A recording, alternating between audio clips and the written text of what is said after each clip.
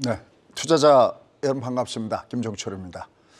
아마 여러분들 어제 미국 증시에서 그냥 뉴스에 비중을 두면서 매매하신 분들은 다소 혼란스러웠을 겁니다.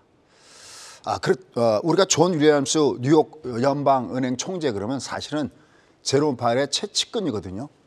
어떤 같은 맥락에서 우리가 큰 흐름을 봤을 때 어떻게 이 두 사람이 서로 다른 얘기를 할 수 있을까 해서 혼란스러웠는데 오늘 강의를 들어보시면 여러분들이 그 부분이 말끔히 사라지게 될 겁니다. 지난주부터 제가 하나 재밌는 게 있습니다. 여러분들 금리는 올라가는 것이 주시장에서 좋을까요? 금리가 내려가는 것이 좋을까요? 근데 과거의 글을 보면은 어떨 때는 금리가 올라갈 때 주가가 올라가는 경우도 있고 거꾸로 작년 같은 경우는 금리가 올라갈 때 주가가 폭락하는 경우도 있기 때문에 야 이게 과연 어떻게 될 것인가 그때도 즉석 퀴즈 냈잖아요. 오늘도 여러분께 한번 즉석 퀴즈 한번 내볼 테니까 한번 좀 이따 한번 생각해 보시죠. 물론 결론은 제 나름대로의 결론은 제가 꼭 짓도록 하겠습니다.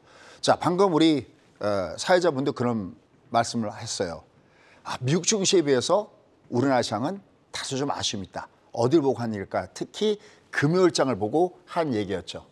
여러분들 요거 아시죠? 보통 우리가 금요일 되면 주가가 올라갔을 때는 좀 두들겨 맞으려는 성질이 있어요. 이거 그냥 쉽게 생각하시면 됩니다. 여러분들 미국 시장에서 연휴가 됐을 때는 시장이 좀 어떻게 되죠? 약간 좀 팔고 좀 쉬었다 오겠다라는 느낌이 있잖아요. 그러니까 우리도 금요일날 그런 느낌이 반드시 있어요. 우리가 쉴 때 이거 무슨 일이 발생할지 몰라. 그러니까 우리가 좀 물량을 정리하고 하는 게 좋지 않겠어? 라고 하는 소위 금요일날 주가가 위로 올라가는 고점일 때는 어떤 현상이요? 금고대 현상이죠. 특히 코스피 같은 경우를 보시면은 올라는 거 아닌데 꼬랑지가 굉장히 길게 달렸고요. 코삭은 얘기할 것도 없습니다. 더군다나 주중에 악재가 나왔죠. 거기서 물량이 털리신 분들은 참 안타깝습니다. 뭐가 나왔었어요?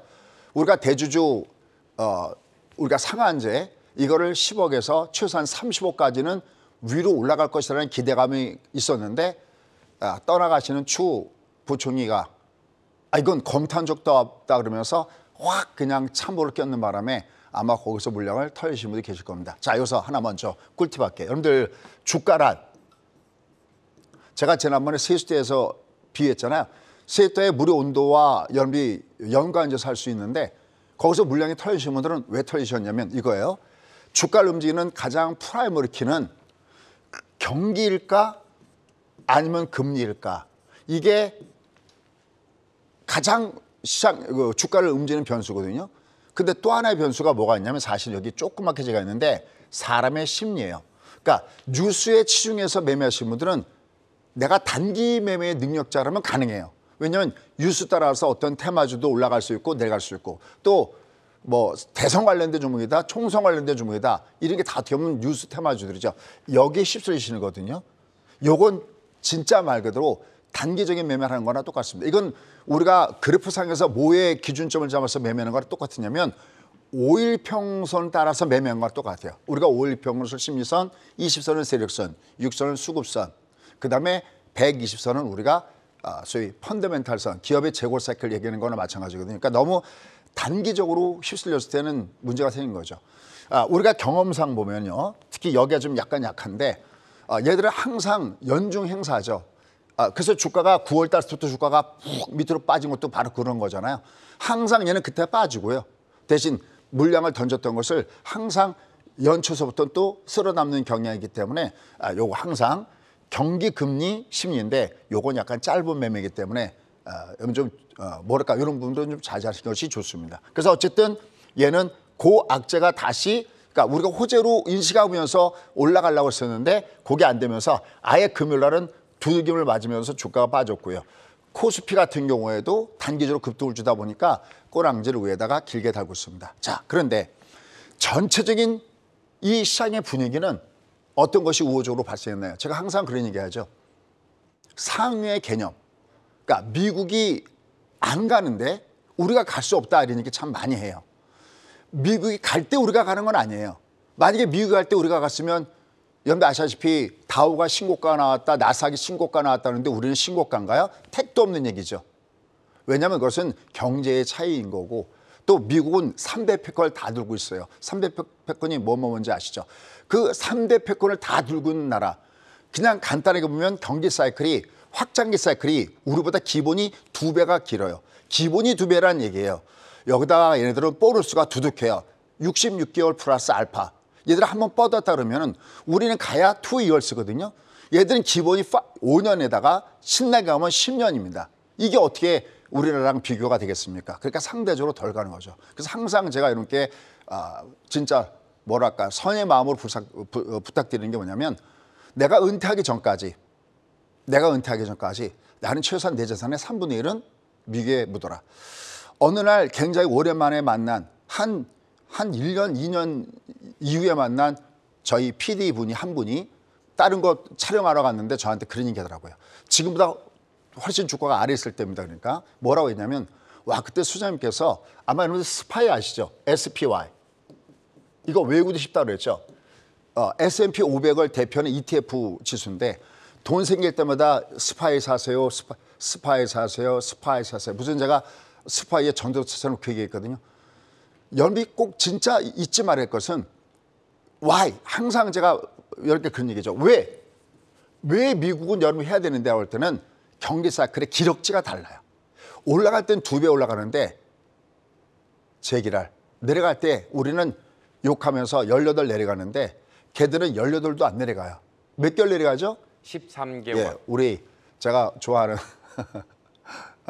우리 사회자분이 벌써 얘기하죠. 내려갈 땐 13일이 금요일 요거밖에 안 내려가. 그러니까 미국이 빠졌다 그러면 13개월 동안 나는 적금 붓는다라는 마음을 가져가시면 됩니다. 그럼 여러분도 이제 오늘 방송을 들으면서 난 너무 늦었잖아 이렇게 생각할 수 있는데 no. 투자해서 늦은 게 어디 있습니까? 다만 제가 권하지 않는 데가 있죠. 어디 제가 권하지 않습니까? 전 진짜 이상해요. 왜 중국을 투자하는지 저는 진짜 이해가 안 가는데 중국에 투자하라 이건 아닙니다. 중국은 모멘텀으로 하는 건 괜찮아요. 타이밍을 맞춰서 들어가는 것까지는 제가 뭐라고 하지는 않습니다. 하지만 투자란 내가 돈이 생길 때마다 그냥 어떤 베팅 타이밍 상관없이 넣을 수 있는 그 나라는 현재 가장 우리가 해볼 만한 것은 꼭 미국이니까 특히 처음에 첫 발을 딱 디딜 때 제일 좋은 것은 뭐 저희가 강조했던 뭐 엔비디아도 아니고 AMD도 아니고 애플도 아니고 아무것도 아닙니다. 가장 먼저 해야 될 것은 스파입니다. 이런 얘기는 워낙 제가 그 2부 방송, 디테일 방송, 10시 반 유튜브 방송 워낙 많이 했기 때문에 저희 지인들 옆에 저희 수강생분들은 미국 주식을 하고 있느냐 안 하고 있느냐로 구별됩니다. 오늘도 아침에 뭐 왔다 갔다 했지만 뭐 신고가 나왔다 이렇게 얘기하잖아요. 꼭 한번 해보시면 좋을 것 같습니다. 자, anyway. 어쨌든 지금 시장에서 가장 크게 얘가 올라갔던 그 원인은 어디 있을까요? 그렇습니다. 바로 요 내용이었죠. 제롬 파웰 덕분에 주가가 올라갔습니다. 자, 그런데 이게 참 웃깁니다. 제롬 파웰 앞에 뭐라 하면 확 바뀌었습니다. 어떻게 해요? 뒤집어 있다가 확 뒤집어 버렸습니다. 불과 2주 전까지만 하더라도 제롬 파웰이 뭐라고 했느냐? 금리 인하? 아니 지금 여전히 인플레도 잡히지 않았고 금리 인하는 꿈도 꾸지 마라 그랬거든요. 맞아요, 여러분들? 꿈도 꾸지 마라 그랬는데 도대체 뭔 일이야? 제롬 파웰 맞아? 그냥 비둘기가 아니라 슈퍼 비둘기로 변했습니다. 거기에 오늘은 적당하게 존 윌리엄스 총재가 산물을 보여줬죠. 이미 얘기했죠. 주가란 항상 호재와 악재가 있습니다. 그 악재와 호재가 있었을 때 경중을 따지는 습관이 필요하다는 겁니다. 오히려 이렇게 눌러줄 때가 길게 보면 제가 생각할 땐 찬스다라는데 그것도 뒤에 가서 들어보시죠. 자, 그러면서 우리가 중요한 것이 있습니다. 일단 제롬 파웰이 바뀌었는데 왜 바뀌었느냐는 말이죠. 이 사람이. 그때 두 가지 이유가 있습니다. 여기에 과연 여러분들은 어느 얘기에 공감을 느끼는지 보십시오. 제가 월가에서 나온 얘기를 팍팍팍팍 기사를 긁어서 새벽 2시까지 정리했고 그다음에 제가 30년 이상 투자를 해왔던 그리고 어찌 보면 대한민국에서 가장 먼저 여러분께 미국 투자를 하십시오. 어찌 보면 가장 먼저 스파이를 하시라고 권을 했던 그 사람 중에 한 사람이기 때문에 아마 설득력이 있을 겁니다. 요거는 몇 년도를 소환해야 되냐면 2000년대를 소환해야 됩니다. 선생님 지금 장을 분석하는데 20년 전 거를 소환해야 됩니다. 그렇습니다. 그래서 여기에 뭐가 있냐면 정사가 있고 야사가 있습니다. 과연 여러분들은 어느 쪽을 땡길까요? 확 마음에 땡기는 걸 아마 야사할 것입니다. 하지만 오늘 정사 한번 들어보시죠. 아, 이런 흐름이구나. 이걸 제가 왜 그러냐면은 항상 저는 스토리텔링 좀 항상 제가 뭘 할 때는 재밌느냐는 얘기를 먼저 물어봐요. 알아듣겠냐를 물어보는 게 아니라 재미있으세요? 일단 재미있으면 이미 공부는 반은 끝난 겁니다. 그러면 나머지는 스스로가 알아서 여러분이 알게 됩니다. 왜냐하면 이걸 알아야 2024년도에 큰 빅픽처의 그림을 가져갈 수 있다라는 겁니다. 여러분 최근에 증시 이렇게 올라가는 거 보고 느끼는 거 없으세요? 아까 사회자분 얘기했지만 둘둘 치킨 2277 10월 달에 폭락하는 거기에서 여러분께 여기입니다. 끝내길이라. 근데 여기서부터 장은 금세 끝나는 게 아니라 며칠간의 기본으로 간다고 그랬죠. 우리가 60일 동안은 주가는 편하게 매매하십시오라는 말씀을 여러분께 드렸었어요.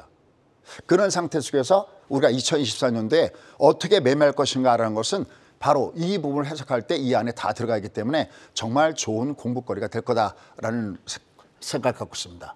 자, 그러면 도대체 나 언제까지 공략해야 돼? 여기에 빅픽처 이름이 다 있고요. 오늘은 좀 일찍 끝나라는 얘기를 들었거든요. 시간을 48분인가 끝나라는 얘기이기 때문에 부족한 부분들은 10시 반에 말씀드리도록 하겠습니다. 자, 그러면 가볼까요? 자, 말씀드렸던 대로 금요일 날은 조금 섭섭했습니다. 코스닥은 조정을 받았고 얘는 꼬랑지를 위에 크게 달고 있고 얘가 이럴 때 위에 꼬랑지 크게 달 때 잡아내는 방법이 있습니다. 번개 차트, 선물의 번개 차트에서 녹턴을 잡으시면 아주 쉽게 잡아낼 수 있습니다. 이것도 디테일하게 여러분께 공개 들어갔습니다. 자, 그럼 여기서 시장 분석 한번 들어가 보도록 하겠습니다. 여러분 꼭 알아야 될 게 뭐가 있을까? 첫 번째, 여러분들 얘는 올라갈 때 이게 의미가 있을까요? 없을까요? 이 지금 올라간 게 결론 의미가 있다 합니다. 주가가 바닥을 찍을 때는요. 이렇게 U자형 바닥을 찍을 때는 이거 의미가 전혀 없습니다. 무조건 내리꽂는 장에서 무조건 V자형 바닥을 줘야 됩니다. 그럼 V자형 바닥 되면 생각나는 두 글자가 있을 겁니다. 뭐가 생각날까요? 그렇습니다. 각도라는 단어입니다. 그러니까 주가가 움직일 때 각도라는 단어입니다. 한번 보실까요? 이 앞에 1번과 여기 1번 구간과 여기요. 동그라미 쳤어요. 여기 첫 번째 동그라미 구간과 두 번째 동그라미 구간을 구별해 주십시오. 자, 이때는 우리가 매도 그러면서 이렇게 제가 시간이 될 때마다 여러분들 만약에 여러분 계좌가 내가 가끔 좀 미쳤어도 올라올 때마다 끊어냈다가 다시 하셔야 됩니다. 이른바 손절이라도 쳐서 여러분들은 해지하셔야 된다라고 했거든요. 뭘 보고 했을까요? 각도론입니다. 무슨 얘가 내려갈 때 이 이동편의 기울기를 보십시오. 가파르게 내려가죠. 그죠? 급행으로 내려가죠. 반등은 완만하게 올라가죠. 항상 가파르게 완만하게 반동을 줘버리면요. 가격으로 빠지고 기간성 올라갈 때 항상 저점이 붕괴가 됩니다. 역으로 올라갈 때 가파르게 올라갔을 때 이 다음에 얘가 조정받는 건 당연해요. 그러니까 얘가 이제 앞으로 올 조정은 당연한 거예요. 얘가 조정받을 때 올라갔던 각도만큼 가파르게 빠지면 얘는 찐꽁빵꽁 혼조란 얘기고요. 얘가 조정받는데 얘가 완만하게 조정받는다 그러면 참고 기다리면 얘는 다시 고점을 돌파합니다. 이걸 각도라고 얘기합니다. 그러니까 얘는 요번에 내려가다 올라갈 때 여기랑은 비교 안 되게끔 얘가 각도가 가파르게 올라갔지 않습니까? 그럼 얘는 어떤 걸 깔고 있냐면 얘는 그 다음에 내려가면 참 이런 표현 제가 별로 안 하는데 무조건 반등이 있습니다. 얘는 이렇게 내려갈 때 무조건 반등이라는 말을 할 수가 없어요. 얘는 어디까지 빠질 줄 알 수가 없어요. 그래서 무슨 얘기입니까? 2277에서 거기서 우리가 매수했지 않습니까? 그거는 2330이라고 하는 어떤 지수가 있었어요. 이 아래 내려가면 이건 과매도구나라는 지수가 있었잖아요. 근데 일반적으로 어떤 점을 위에서 내려갈 때 하락이 가파르고 반등이 완만하고 다시 하락이 가파르면 얘는 어디까지 빠질 수 없습니다. 물론 그걸로 녹색 캔들 잡혔는지 아니면 오파동을 잡아내는 방법이 있지만 걔는 어디까지 빠질지 그건 진짜 주밭이 있습니다. 주요 어디로 가시나니까 이거지 도저히 알 수가 없습니다. 그러나 얘가 가파르게 했는데 일단 가파르게 뜨잖아요. 그러면 얘는 내려가도 일단 무조건 뜨는 게 남아있다라는 겁니다. 근데 중요한 것은 얘가 조정을 받을 때 만약에 이 조정이 가파른 조정이면은 찐꽁빵꽁이지만 완만하면 무슨 얘기냐면 앞에 고점을 돌파하고 올라가겠다는 거기 때문에 이 각도는 매우 중요합니다. 자, 첫 번째, 이 문장 의미 있느냐? 오, 예스. 왜? 올라갈 때 각도가 의미 있는 유의미한 각도였다. 그럼 자, 두 번째, 야, 넌 올라갈 때 넌 계속해서 갈까? 그렇지는 않습니다. 우리가 참 많이 쓰는 방법 중에 하나가 너 올라갈 때 어디에 매물 있니? 그럴 때 우리가 이것을 의미선이다라고 얘기하지 않습니까? 이 의미선은 세 가지가 있습니다. 하나는 이평선. 얘 올라갈 때 이평선 있나요? 없죠. 그럼 자, 이평선 없어요. 두 번째, 직전 고점 저점이거든요. 얘는 직전 고점대 라인이 여기 딱 걸려있죠. 1번 라인에 걸려있죠. 여기가 얼마에 걸렸냐면 대략 한 2600선 라인에 직전 고점대가 걸쳐져 있다라고 할 수 있겠고, 또 바로 위에 고점대가 대충 러프하게 얘기할게요. 한 2600, 한 60선 라인에 올라갈 때 직전 고점대가 있어요. 근데 여기는 조심해야 될 게 어떤 거냐면 얘는 존이에요. 이게 올라갈 때 여기에 매물이 있어라는 얘기지 반드시 두 개 맞는다는 얘기는 아니에요. 어쨌든 얘는 올라갈 때 얘는 너 어디까지 올라갈래라고 이렇게 예측을 했을 때 이렇게 보니까 직전 고점이 있구나. 그럴 때 너는 2600부터 2660선 요 사이에는 호재가 있어도 얘는 한번 쉬었다 가겠구나. 그다음에 우리가 100포인트 단위의 심리선이 세 번째잖아요. 얘는 뭐 2600 여기 포함됐으니까 얘는 올라갈 때는 2600선 라인서부터 2660선 라인은 매물이 있겠구나라는 겁니다. 자, 근데 중요한 거는 존은 여기 있는데 우리가 실제 매매할 때는 시그널, 신호가 중요해요. 자, 이건 제가 뒤편으로 갔을 때 결론을 맺어드릴게요. 얘는 올라갈 때 앞에가 이거 정말 많이 쓰는 기법이거든요. 올라갈 때 어디 있니? 일 때는 세 가지. 이동평선, 그러니까 뭔가 내려갈 이동평선 했잖아요. 얘가 여기서도 올라가다가 이게 주춤거릴 때도 거리기 많이 걸리거든요. 이평선 있니? 직전 고점 있니? 심적인 저항선 있니? 이걸 보면서 보시면 좋을 것 같습니다. 다만 얘는 그래도 이번에 올라갈 때 이 상승은 의미했다는 그 단어를 여러분들 꼭 기억하시면서 매매하시기 바라겠습니다. 자, 그러면 얘가 이렇게 올라갈 때 중요한 역할을 했던 것이 아까 제롬 파웰의 역할이었잖아요. 근데 그건 제가 이런 표현 참 많이 합니다. 여기 보시면 우라장이 9월 올라가다가 밑으로 빠져 내려갔을 때 8월, 9월, 10월 주가가 밑으로 내려갔잖아. 11월 달 올라가고. 근데 항상 제가 얘기하는 거, 우리가 미국 증시를 내가 미국을 매매하지 않아도 내가 미국 증시를 옆에다 끼고 봐야 되는 이유는 이게 상의 개념이에요. 그러니까 우리나라 증시의 하나의 결정권자라는 거죠. 장중에 혹시나 파생하십니까? 파생하시면 옆에다가 항상 뭘 붙여놓고 봐야 되냐면 S&P 500 선물을 끼워놓고 보셔야 됩니다. 물론 뭐 나스닥 선물을 끼워놓고 봐도 되는데 다우와 나스닥을 동시에 움직이는 경향을 주는 S&P 500 선물을 보면 그게 연관도가 몇 프로나 되신지 아십니까? 놀라지 마십시오. 무려 80%, 0.8을 좌우합니다. 그 다음에 예를 보시면 제가 많이 보여드리죠. 미국 증시 한번 가볼까요? 왔습니다. 어떨까요? 여기 보시면 8월 달 발해방이 아래였죠. 9월 달 아래였죠. 10월 달 아래였죠. 그 다음에 11월 달 위였죠. 특히 월 초에 이렇게 장대항봉을 주거나 적산병을 주목하십시오.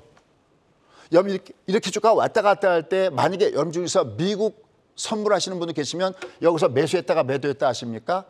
그건 랄주의예요.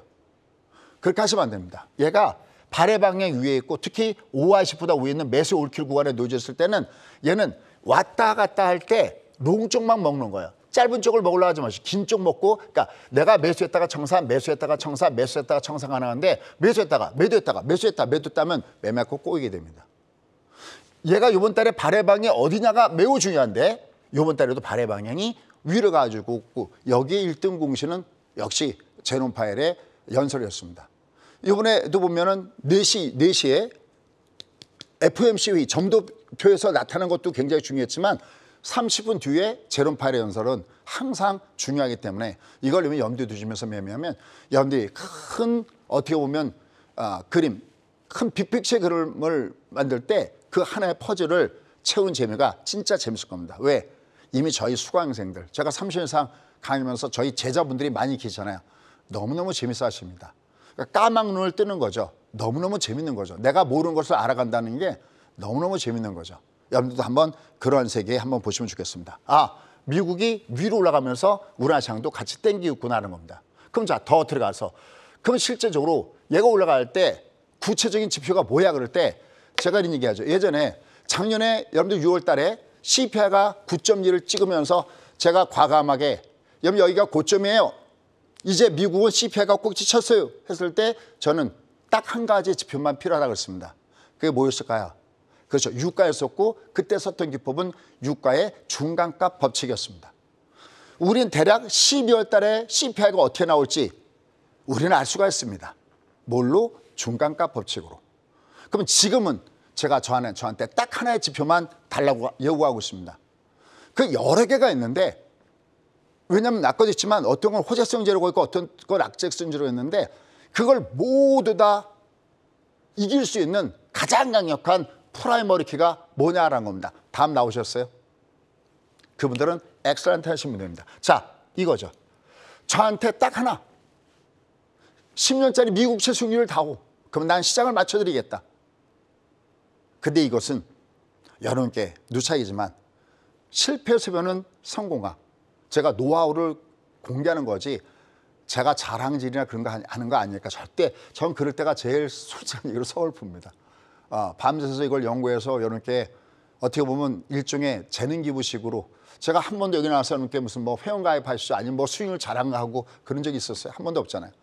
항상 선한 영향력을 가지고 또 여러분들이 도움을 받으셔서 감사하다면 되는 그 한 줄, 그 한 줄 때문에 전 이렇게 매주 토요일 날 이거 제가 제일 피곤할 때가 바로 이때거든요. 왜냐하면 새벽 2시까지 일해야 되죠. 하루 일주일 내내 일한 다음에 이걸 자료를 조사해야죠. 그때 여러분들 엔도핀을 솟는 말씀 10시 반 되면 소장님 오늘 국호초 잘 들었습니다. 또 우리 뭐 신구님 얘기도 많이 합니다. 뭐 호흡도 잘 맞습니다. 그런 얘기도 하고 그러는데 그분들 복 받으실 거예요.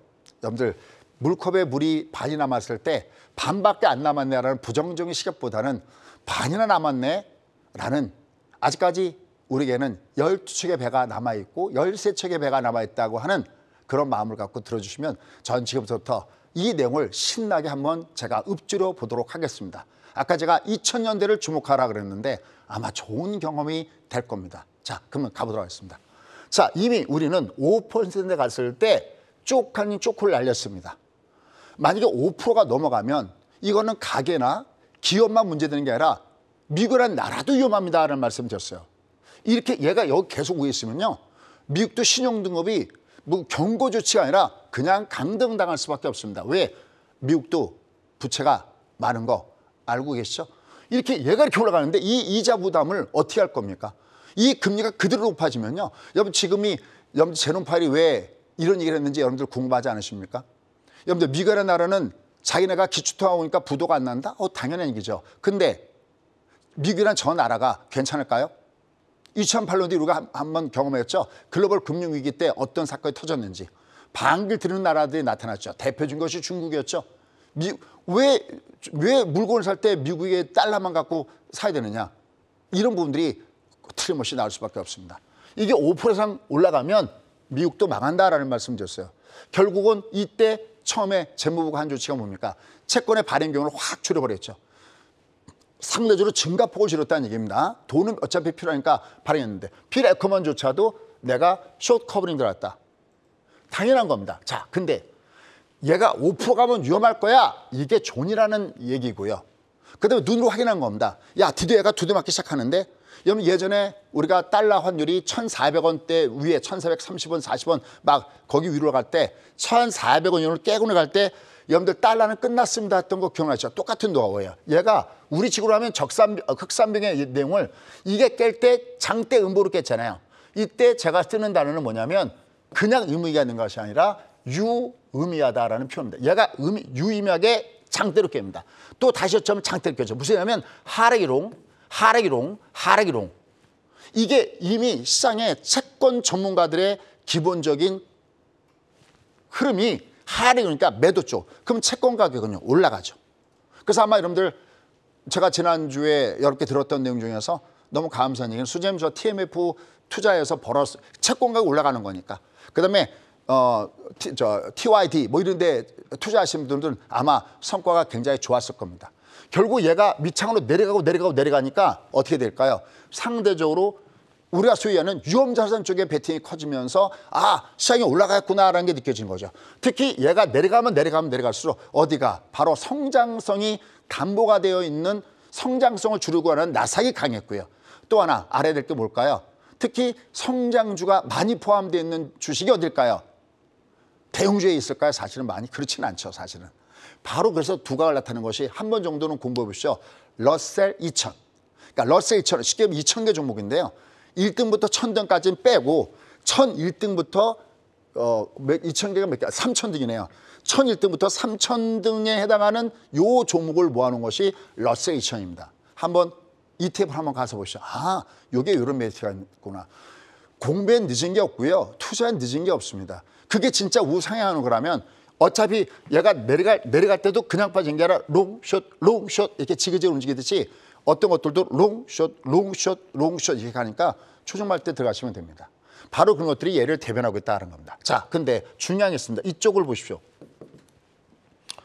이쪽은 10년짜리고 이쪽은 2년짜리입니다. 여기서 주목해서 봐야 될 것들이 있는 거죠.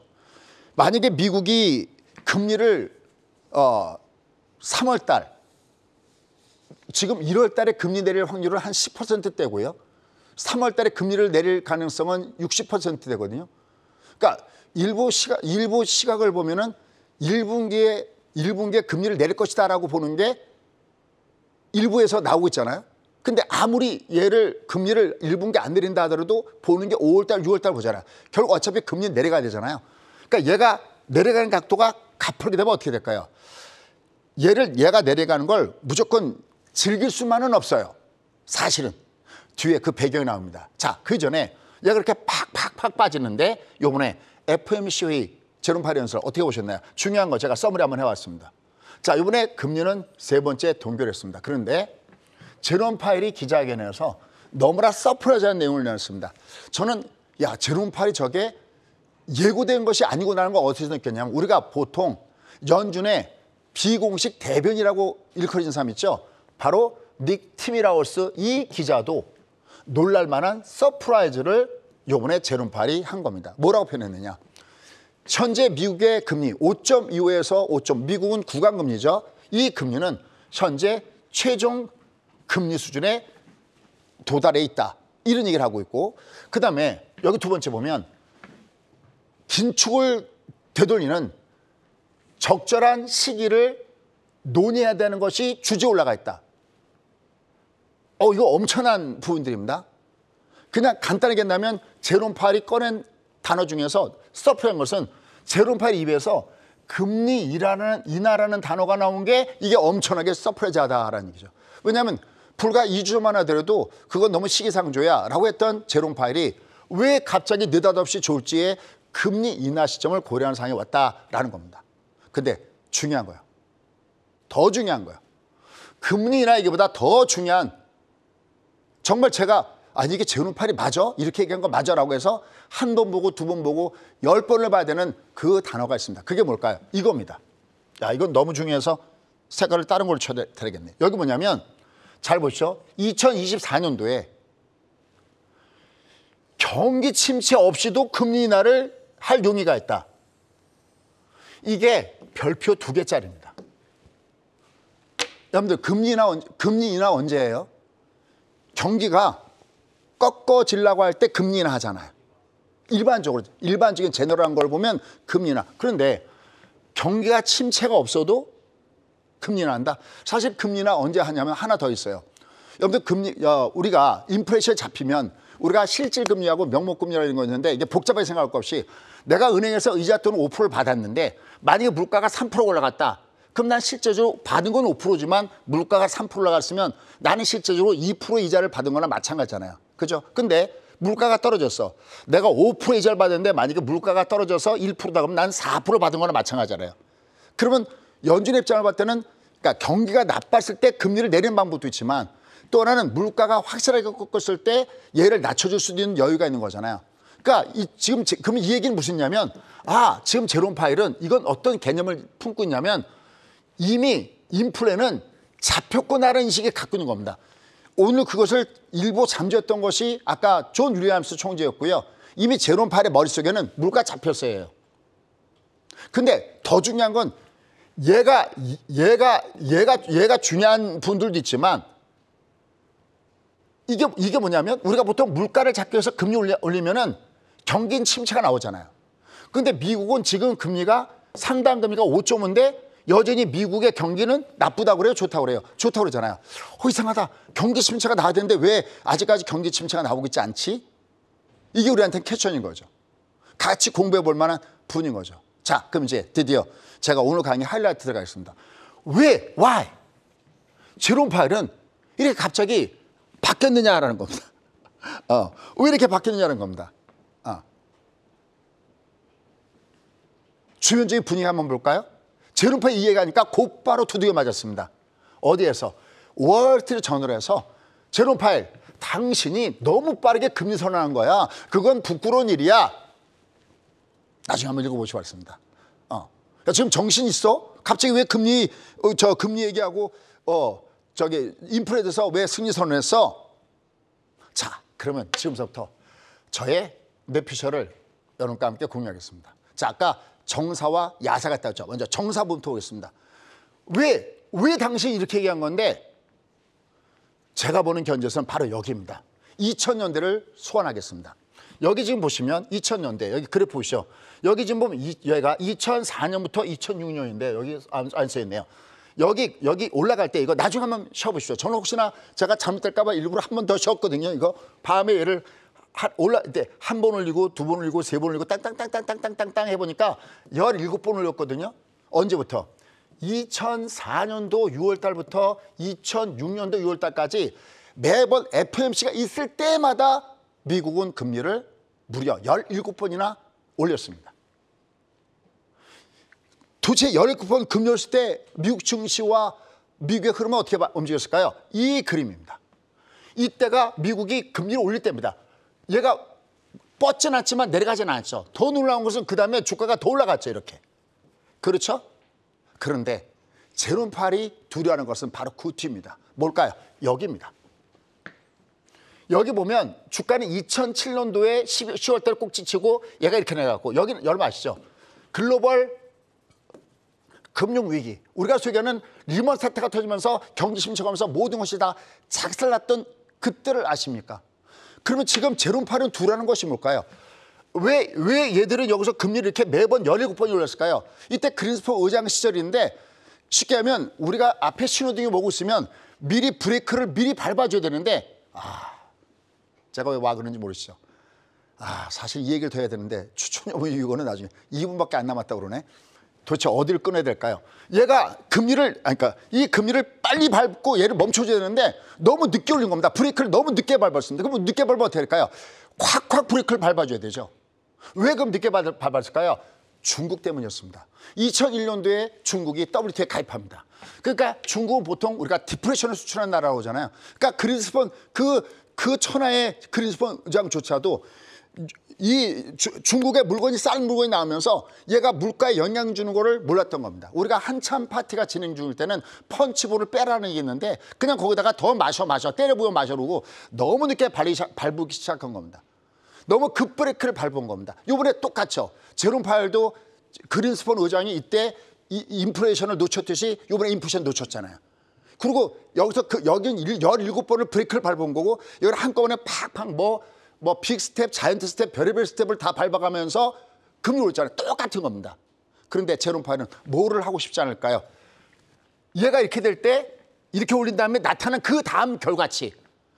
얘가 금리 올린 다음에 우리가 밥을 먹잖아요. 막 허겁지겁 밥을 먹으면 나중에 너무나 배가 불러서 그 다음에는 배고팠다가 너무 배가 부르다는 건 뭐냐면 우리 뇌가 인식해서 이제는 배가 부른데라고 하는 건 한 20분이나 30분 지나야 배가 부른 걸 알잖아요. 무슨 얘기냐면 금리를 팍팍 올려도 효과가 없다고 생각했는데 팍팍 올린 다음에 한 20, 30분 지나니까 1년 이상 지나니까 드디어 이게 영향을 주면서 경기고 뭐고 다 작살나게 되는 이런 결과치가 나타났던 겁니다. 그러니까 지금 정사를 다시 한번 정리할게요. 제롬 파일은 무슨 생각하냐면 지금 금리를 5.5까지 올려놨는데 이 5.5까지 올린 것은 여기 수준이잖아요. 지금 여기 수준이잖아요. 여기까지 올려놨거든요. 그러니까 여기서 올린 다음에 가만 놔둬도 뒤에 가서 경기 침체하고 위기가 왔듯이 얘는 어쩌면 여기랑 똑같이 위기가 지금은 아니지만 여기랑 똑같이 위기가 올 수 있다고 느끼는 겁니다. 그러니까 쉽게 해서 시작은 그린스폰과 같이 실수했으나 그 끝은 그린스폰이 되고 싶지 않다라는 것이 현재 제롬 파일이 이런 얘기를 했던 가장 큰 부분이다라는 겁니다. 결국은 초긴축 이후에 경기 침체가 나타나는 것이 어쨌든 나타난 거죠. 그래서 한 장의 그림으로 정리했습니다. 제롬 파일, 당신 왜 그랬어? 나는 이 영화의 주인공이 되고 싶지 않았기 때문에. 영화 보셨습니까? 사회자님 이 영화 보셨어요? 빅쇼트? 네. 이게 바로 그때를 그린 영화거든요. 그 천하의 경제 대통령이라고 일컬었던 그리스판을 한 방에 나락으로 몰아넣었던 그 영화의 주인공. 빅쇼트라는 얘기는 하방을 예상하면서 강력하게 매도를 때렸던 포지션이 빅쇼트거든요. 나는 도저히 이 영화의 주인공이 될 수 없어. 그게 이번에 바로 이 제롬 파웰의 선택이었다는 겁니다. 왜? 이미 결과 데이터로 지금 단기금리가 지난번에 있죠. 단기금리가 팍팍 빠지든지 이렇게 되면 이 금리가 다시 정상으로 돌아온 거기 어딘가는 틀림없이 뭐가 존재한다고 보는 거냐? 바로 경기 침체가 존재한다라고 보는 것이 바로 우리의 기본적인 골격이고 제롬 파웰은 이미 이걸 알게 되는 거죠. 이런 상태 속에서 얘를 대변하는 것이 있습니다. 점도표 한번 보시죠. 자, 점도표 한번 보시죠. 점도표 보면 얘가 중간값이 4.6이거든요. 그럼 지금 금리가 5.5잖아요. 상당금리가. 그럼 내년에 금리 몇 번 내린다는 겁니까? 내년에 금리를 3번 내린다는 얘기가 되는 거잖아요. 와라, 이것 봐라. 근데 그거 다음에 보시죠. 그 다음에 금리를 이게 175pp 인하한다는 것은 내년에 3번 내리고 내후년에는 금리를 4번이나 내려야 된다라고 보고 있는 겁니다. 이미 그러니까 그들도 알고 있다는 거죠. 얘가 그냥 이렇게 고금리를 그러니까 소위 하이어 롱건데 얘가 하이어 갖다 놨어요. 이제 얘는 멈췄어요. 근데 얘를 롱고로 가져버리면 당신은 빅쇼트의 주인공이 될 수 있다는 것을 제롬 파웰이 인지하기 시작했다. 이게 정사입니다. 그러면 자, 시간이 없으니까 맨 끝에 야사를 한 장을 보여드리고 끝내겠습니다. 야사는 뭐냐 그러면 야, 저거 제롬 파웰 왜 저렇게 바뀌었어? 선거에 악재 없다고 그랬죠. 두 번째는 바로 야사는 이겁니다. 너 지금 선거 붙었는데 지지율 알고 계시죠? 너 이렇게 바닥을 치는 지지율 갖고 너 이길 수 있겠어? 이게 한편으로는 야사입니다. 지난 2018년도에 12월 달에 금리 올렸을 때 제롬 파웰이 소위 트럼프에서 야, 너 계속 금리 올리면 너 잘릴 수도 있었는데도 불구하고 금리 올렸잖아요. 바로 선거를 앞둔 상태에서 야, 이거 뭐 중에 소위 썸씽이 있었지 않느냐, 소위 음모론에 가까운 얘기들이 같이 꼽히고 있습니다. 여러분 과연 정사와 야사 어느 쪽이십니까? 저는요, 둘 다라고 보고 있습니다. 좀 더 디테일한 사항은 제가 10시 30분에 말씀을 드리도록 하겠습니다. 자, 그래서 결론. 지금 미국 시장의 모습을 보시면은, 미국 시장의 모습을 보면 얘가 이렇게 내릴 때, 금리를 실질적으로 내릴 때 주가는 이렇게 내려가는 이런 현상이 있습니다. 금리 내리는 게 악재라는 얘기가 아니라, 왜냐하면 고금리 상태에서 금리를 내리면 얘가 내려오는 부분이 있습니다. 그럼 우리는 언제까지 매매할까요? 금리를 내린다고 하는 그때까지가 가장 좋다라는 거죠. 그래서 얘는 지금 현재 주가 흐름을 보면 어차피 얘가 5번째 파동을 찍은 다음에 얘가 어떤 악재를 내려오더라도 갈 건 가고야 말듯이 얘는 5번째 파동을 저점 아파트 찍은 다음에 어차피 얘는 갈 것은 가고야 만다라는 쪽에다가 비중을 두셔야 되고요. 그다음 마무리 대응의 전략은 얘가 의미는 있는데 얘가 제꼈다가 되니까 여러분들은 20 따라가기 매매 전략. 얘가 내려갈 때 나는 최소한 리스크 관리 하셔야 되겠고요. 다시 두 번째 올라갈 때 얘가 찐 찬스라는 것을 염두에 두시고 매매하시면 좋을 것 같습니다.